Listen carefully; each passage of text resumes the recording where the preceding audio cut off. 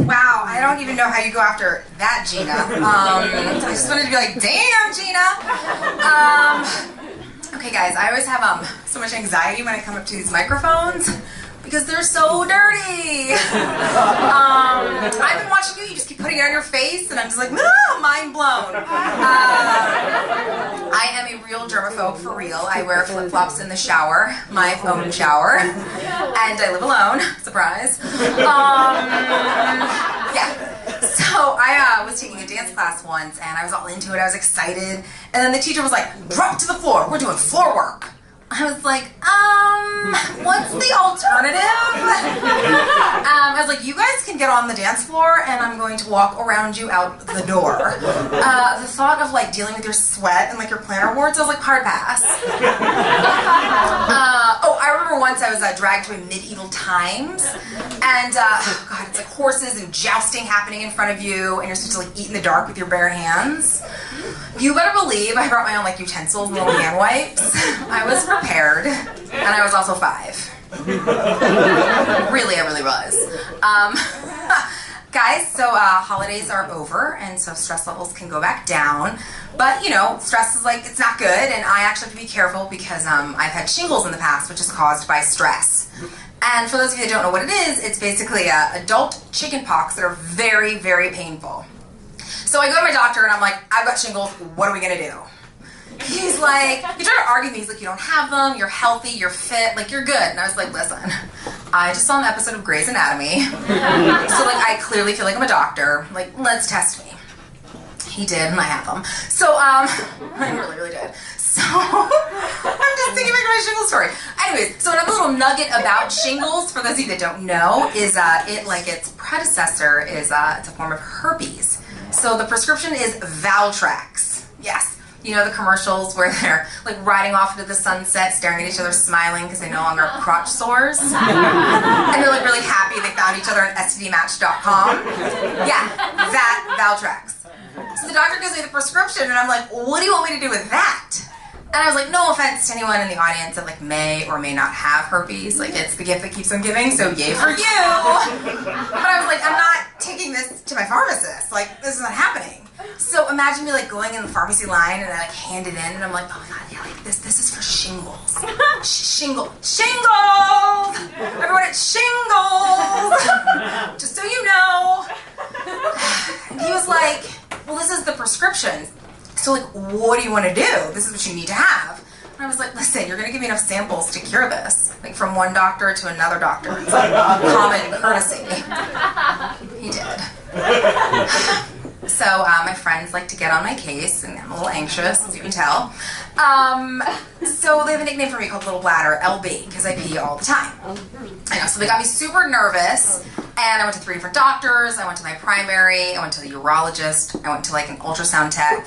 And the test to decide if like you're healthy is that you have to pee in a jug for 48 hours and then carry your own urine back to the doctor. I was living in New York at the time, and I didn't have a car. So, like, disguising your urine is, like, more challenging than you think. Like, you get into the cab and you hear it slosh, and then you tell the cab driver, you're like, oh my God, just so you know, like, this is not urine. I mean, like, why would it be urine?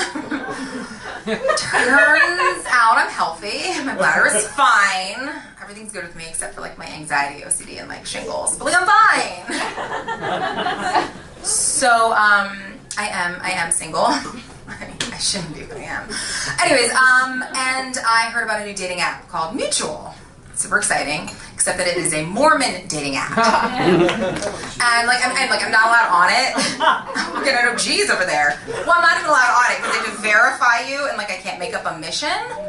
But I was like, but I have a friend who's on it, and she's like super, super blonde. Surprise. And she came across another guy that she thought was super cute. He was also really, really blonde. And I was like, girl, you cannot marry him. Like, your kids are going to be invisible. Like a little Casper the Friendly Ghost running around. You know what I mean? Yeah. I was recently on a flight next to a stripper.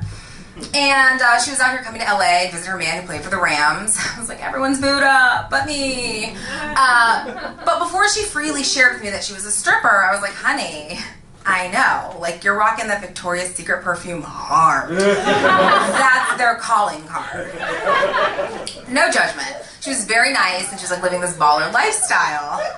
And then I was just like, oh my God, I just began to question my life. Like, why did I go to college? Why do I have this strict moral code? Why am I on this stage for free when I could be twerking at the King of Diamonds with Cardi B for bands on bands on bands? And for those of you that don't know what a band is, like if you're not up in that mumble rap slang, it's $1,000. So I was like, okay, like maybe I could be a stripper. Like I thought, I was like, okay, like maybe. But then I was like, obviously, like I can't be a stripper because of the floor work. And you know they don't wipe those poles down. So I think a friend felt bad for me. She was like, you know what? If you go and get a green candle and you meditate over it, your money's gonna flourish and grow. So like I ran to the 99-cent store, got myself a candle. Then I was like, is this bad mojo to get like my money candle at the 99-cent store? Or am I like already being fiscally responsible? You tell me. I don't know. Just saying. Think about it, guys. Like, was I being fiscally responsible? I don't know. Anyways, thank you, support over there. That's my support corner. Thank you. I like it. Gina. Yeah. So, I've actually a little like flashback story for you guys. I was super excited for the first day of 6th grade because I had lucked out and I got Mrs. Dickoff. This is her real name, like no joke. So we show up on the first day and the nameplate says Miss Atutis. And we're like, what's going on? Like, where's Mrs. Dickoff? Turns out she was going through a divorce. And like, she was obviously upset, but we were like clearly way more upset. But we found ways around it. We were like, Miss Atutis, do you still talk to Mr. Dickoff? Miss Atutis, do you think you're gonna get back together with Mr. Dickoff? And then she would like get all upset and she'd run out crying. And we'd be like, wait, Miss Atutis, we'll tell Mr. Dickoff to jack off. We were so funny, age 11. But speaking of disrespecting authority, I went to go get Pinkberry once for a New Yorker. And I was stopped at a traffic light, and all of a sudden I hear a whoop, whoop. I look behind, it's whoop, whoop behind me, and I'm like, oh my God, I get it. Go around me. Go around. I look in the rearview mirror, and like, they're still there. I'm like, what's happening? Why are they still there? So I don't know if you guys know this, but cop cars actually speak. They have loudspeakers. And it spoke, and it said my license plate. It was like, pull over. I was like, oh my God, that's definitely me. So I pulled over, and then it spoke again, and was like, roll all your windows down. I was like, it's cold. I'm just gonna do one. So when they got up to my car, they were obviously like really heated. And I was like, relax, relax. They were like, you know you're going 45 in a 35 zone? And I was like, yeah, but like I didn't want my Pinkberry to melt, you know. And I was like, oh my God, and don't mind that jug in the corner. It's not urine. Yeah, guys, thanks. Ariel.